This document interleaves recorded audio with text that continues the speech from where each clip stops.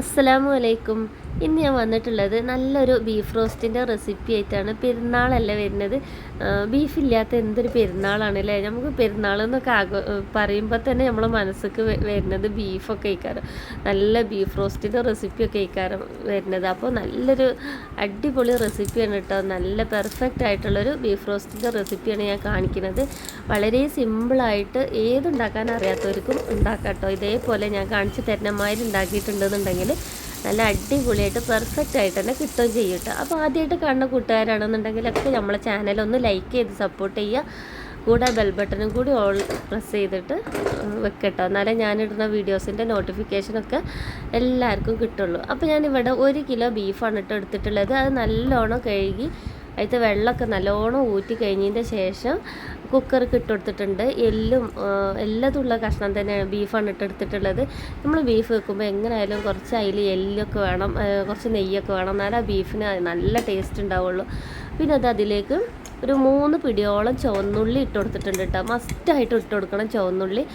ബീഫിന് നല്ലോണം ടേസ്റ്റ് കൂട്ടുന്ന ഒരു സാധനമാണ് ചുവന്നുള്ളി. 3 പിടി എന്ന് പറഞ്ഞാൽ ഞാൻ എണ്ണി നോക്കുമ്പോൾ ഒരു 32 ചുവന്നുള്ളി ഉണ്ടായിരുന്നു കേട്ടോ. പിന്നെ അതിലേക്ക് 1 ടേബിൾ സ്പൂണ് ഇഞ്ചി വെളുത്തുള്ളിൻ്റെ പേസ്റ്റ് ചതച്ചതാണ് ഇട്ട് കൊടുത്തിട്ടുള്ളത്, പേസ്റ്റ് അല്ല.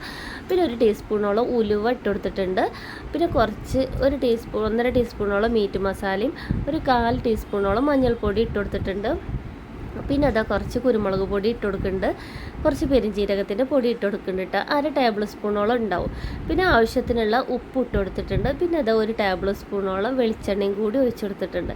ഇനി ഇത് നല്ലോണം കൈ വെച്ച് തിരുമ്മി പിടിപ്പിക്കണം കേട്ടോ. അതിപ്പോൾ ഇത് നല്ല ഫ്രഷ് ആയിട്ടുള്ള കരിവേപ്പിൻ്റെ ഇല മരത്തുനിന്ന് പൊട്ടിച്ചിടുന്ന കേട്ടോ. അപ്പോൾ ഫ്രഷ് ആയിട്ടുള്ളത് ഇട്ട് കൊടുക്കുമ്പോൾ ഒരു പ്രത്യേക ഒരു മണമാണ് കേട്ടോ. നമ്മളിത് ഇങ്ങനെ കൈയേറ്റ് തിരുമ്മി പിടിപ്പിക്കുമ്പോൾ ആ വെളിച്ചെണ്ണൻ്റെയും ചുവന്നുള്ളിൻ്റെയും ഉലുവൻ്റെയും കരിവേപ്പിൻ്റെ ഇലൻ്റെയും ഒക്കെ കൂടി ഒരു മണം ഉണ്ടല്ലോ, പെരുംജീരകത്തിൻ്റെ ഒക്കെ കൂടി നല്ലൊരു സ്മെല്ലായിക്കാരട്ടോ. അത് നമ്മളിങ്ങനെ കൈ കൊണ്ട് നല്ലോണം തിരുമ്മി പിടിക്കുമ്പോൾ തന്നെ കിട്ടൽ. കൈയായിട്ട് തന്നെ തിരുമ്മി പിടിപ്പിക്കണം കേട്ടോ.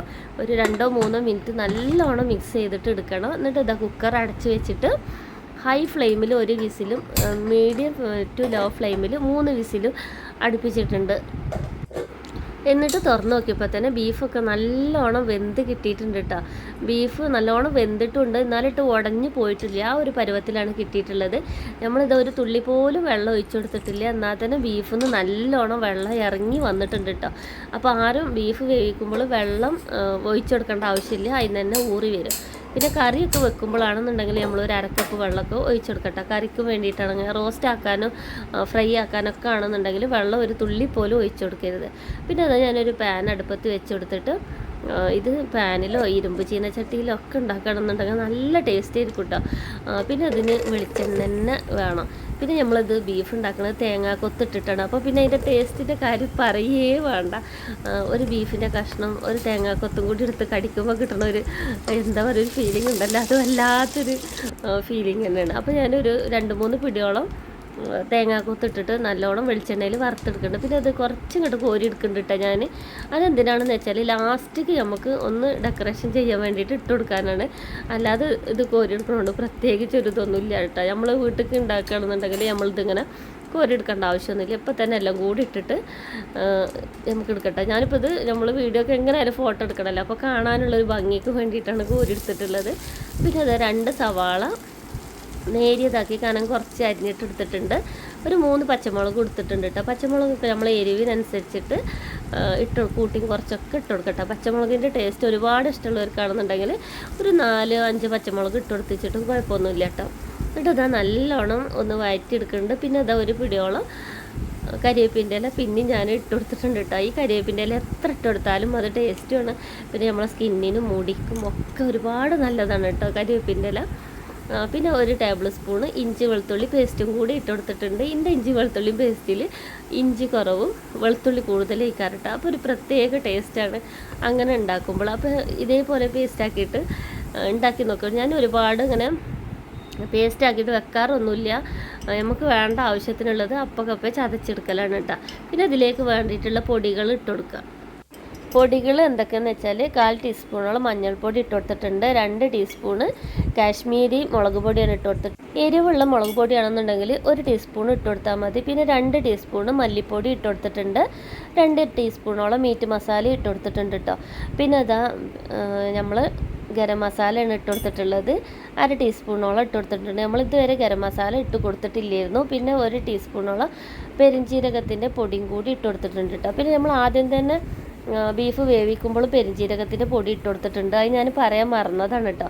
അപ്പോൾ അതിൽ കാണിക്കുന്നുണ്ട് 1 ടീസ്പൂണോളം പെരിഞ്ജീരകത്തിൻ്റെ പൊടി നേരത്തെ ഇട്ട് കൊടുത്തിട്ടുണ്ടായിരുന്നു.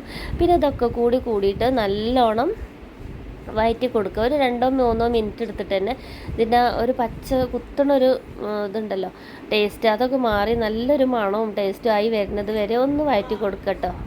പിന്നെ ഈ മസാലയ്ക്ക് ആവശ്യമായിട്ടുള്ള ഉപ്പും കൂടി ഇട്ട് കൊടുത്തിട്ടുണ്ട് കേട്ടോ. എന്നിട്ട് നല്ലോണം ഒന്ന് ഇളക്കി യോജിപ്പിച്ച് എടുക്കുന്നുണ്ട്. നമ്മൾ എന്താ പറയുക, ഇട്ടെടുത്തിട്ടുള്ള ഉള്ളി ഇങ്ങോട്ട് കുഴഞ്ഞ് പോകേണ്ട ആവശ്യമൊന്നുമില്ല കേട്ടോ.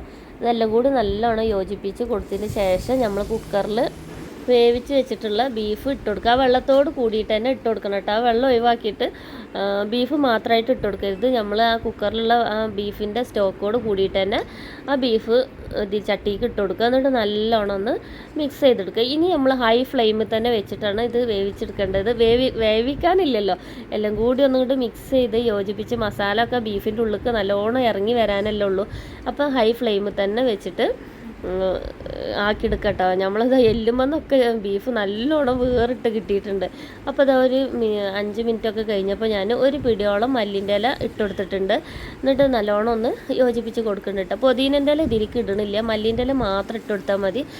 പുതിനൻ്റെ ഇല ഇട്ട് കൊടുത്തിട്ടുണ്ടെന്നുണ്ടെങ്കിൽ വേറൊരു ടേസ്റ്റാണ് കേട്ടോ വരൽ.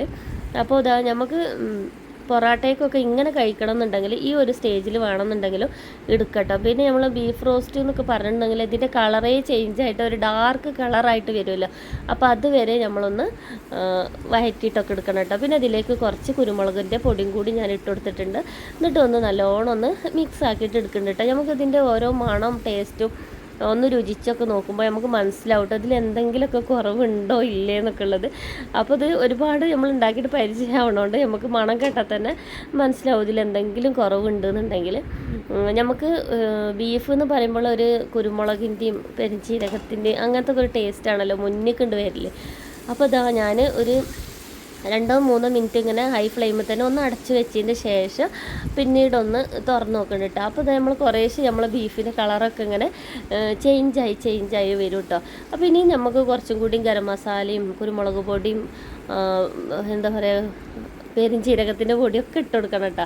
അപ്പോൾ നമ്മളിതിങ്ങനെ ഓരോ സ്റ്റേജിലാണ് ഇങ്ങനെ ഇട്ട് കൊടുത്തുകാണ്ട് വരല്. എല്ലാം കൂടി ഫസ്റ്റ് തന്നെ ഇട്ട് കൊടുത്തുകാണ്ട് നമ്മൾ മിക്സ് ചെയ്തിട്ട് എടുക്കൂല കേട്ടോ. അപ്പോൾ ഇതാ കണ്ട നല്ല ഗ്രേവിയോട് കൂടിയിട്ടുള്ള ഒരു സ്റ്റേജായി കിട്ടിയിട്ടുണ്ട്. അപ്പോൾ ഈ ഒരു സ്റ്റേജിൽ എടുക്കണം എന്നുണ്ടെങ്കിൽ നമുക്ക് ഈ ഒരു സ്റ്റേജിൽ എടുക്കട്ടെ. അപ്പോൾ എനിക്ക് ഇത്ര പോരാ, കുറച്ചും കൂടി ഒരു നമുക്ക് തനതായിട്ടുള്ള ബീഫ് റോസ്റ്റിൻ്റെ ഒരു കളർ തന്നെ കിട്ടണം. കണ്ടില്ല, ഒരു 5 മിനിറ്റും കൂടെ കഴിഞ്ഞപ്പോൾ അതിൻ്റെ കളറ് ഒന്നും കൂടെ ചേഞ്ചായിട്ട് വന്ന് ഇപ്പോൾ ഇതിലുള്ള വെള്ളമൊക്കെ ഒരു വിധമൊക്കെ വറ്റിട്ടോ. പിന്നെ ആ നെയ്യിൻ്റെ ആ ഒരു പിന്നെ നമ്മൾ ഒഴിച്ചെടുത്ത വെളിച്ചെണ്ണേൻ്റെ ഒരു ഇതൊക്കെയാണ് കാണുന്നത്.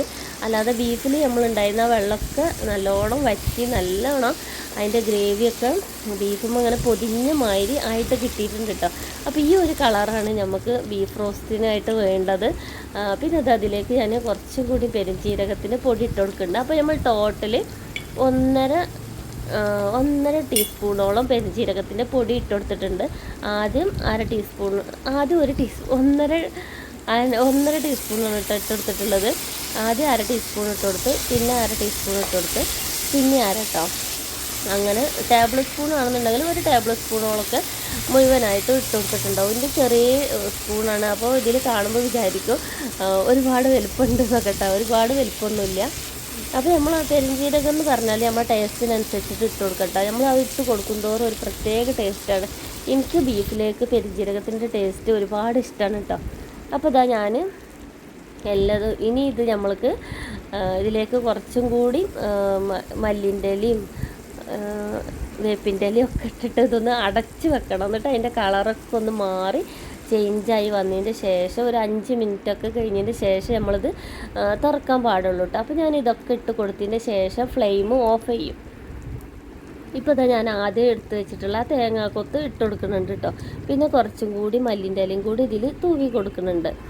ഒരുപാടൊന്നുമില്ല കേട്ടോ, കുറച്ചേ ഉള്ളൂ മല്ലിൻ്റെ ഇല തൂവി കൊടുക്കുക. പിന്നെ ഫ്രഷ് ആയിട്ടുള്ള കുറച്ച് കരിവേപ്പിൻ്റെ ഇലയും കൂടി ഇട്ട് കൊടുക്കുന്നുണ്ട്.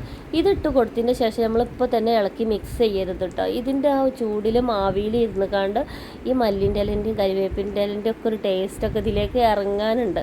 അപ്പോൾ ഞാനിതിങ്ങനെ ഒരു 5 മിനിറ്റോ നമ്മൾ എപ്പോഴാണോ ഇനി കഴിക്കാനെടുക്കുന്നത് അപ്പോൾ ഇനി തുറന്നാൽ മതി കേട്ടോ. അതുവരെ ഇതിങ്ങനെ അടച്ച് വെക്കുക.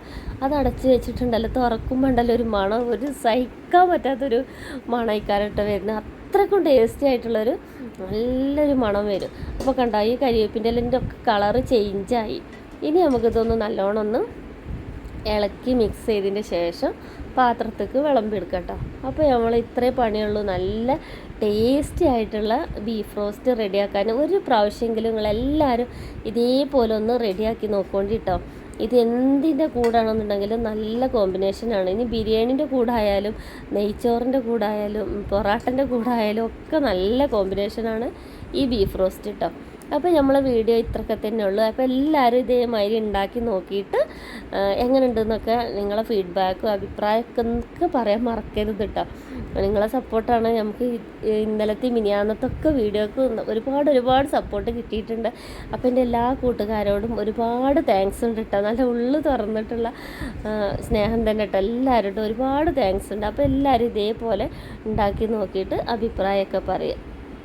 അപ്പോൾ വീണ്ടും ഒരു വീഡിയോ ആയിട്ട് കാണാം.